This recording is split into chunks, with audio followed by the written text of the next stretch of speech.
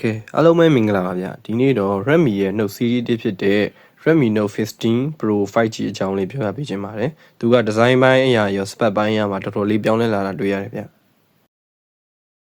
အရင်ဆုံးမျက်စိရဲ့မြင်ရတဲ့ display အကြောင်းပြောရရင်မျက်နှာပြင်အကျယ် 6.83 inch ရှိတဲ့ AMOLED display ကိုသုံးထားပါတယ် 120Hz refresh rate ပါလို့သုံးရတာတော်တော်လေးအချုံးမွေ့တယ်လို့အထူးခြားဆုံးက3200 nit အထိရှိတဲ့ peak brightness ပဲဗျဒါကြောင့်နေရောင်အောက်မှာတောင်ကြီးကြီးလင်းလင်းမြင်ရမှာဖြစ်တယ်လို့3840Hz PWM dimming ပါလို့ညဘက်ပုံကြည့်ရင်လည်းမျက်စိသိမ့်မညောင်းတော့ဘူးပေါ့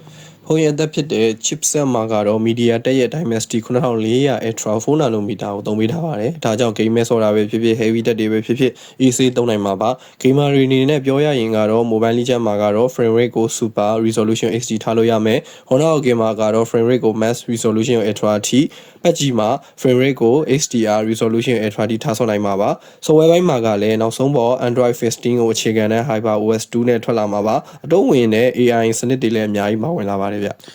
ဓာတ်ပုံရိုက်တာဝါနာပါလူတွေအတွက်15 megapixel main camera နဲ့8 megapixel ultra wide ပါဝင်ပါတယ် selfie ကတော့20 megapixel ဆိုတော့မှန်မှန်တရားပုံတွေကိုချစ်ချစ်လင်းလင်းရိုက်ပေးနိုင်မှာပါဒါပေမဲ့ပွင့်လင်းပြောရရင်ပုံထွက်တွေက Redmi Note 14 Pro နဲ့တိတ်မကွာလာပဲစိန်တူနိုင်တာကြောင့်မို့လို့ဒါလေးကတော့အားမရစရာတစ်ချက်ပါပဲဗျဒီပုံရဲ့အကြီးမားဆုံးအသာချက်ကတော့ 9000 mAh အထိရှိတဲ့ battery အကြီးစားပါဝင်လာတဲ့အားတစ်ခါတွင်းရင်တနေ့ကိုစိတ်ကြိုက်သုံးရုံပဲအားတွင်းတာကတော့45 watt fast charging ဖြစ်တယ်လို့တခြားဖုန်းတွေကိုပြန်အားတွင်းပေးနိုင်တဲ့ 22.5 watt reverse charging လည်းပါသေးတယ်အတန်ပိုင်းမှာတော့တော်တော်လေးအတန်အတွက်ကောင်းပါတယ်ဗျပြောရရင် Note 15 Pro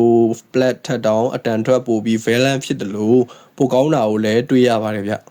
ဒီနေရာမှာကျွန်တော်ရဲ့ပွင့်လင်းမြင်တာတဲ့အမြင်ကိုပြောရမယ်ဆိုရင် Note 14 Pro ကင်ထားတဲ့လူတွေအနေနဲ့ Redmi Note 15 Pro ကိုပြေးလွှာ upgrade မလုပ်တင်ဘူးလို့တော့ကျွန်တော်ထင်တယ်ဘာလို့လဲဆိုတော့ Note 15 Pro က Note 40 Pro ထက်နည်းနည်းလေးပဲပိုကောင်းလာတယ်လို့ခန်းစားလို့ပါအထူးသဖြင့်ကင်မရာပိုင်းမှာပုံထွက်စွမ်းရည်အတူတူနီးပါးပဲမို့လို့လက်ရှိဖုန်းကိုပဲ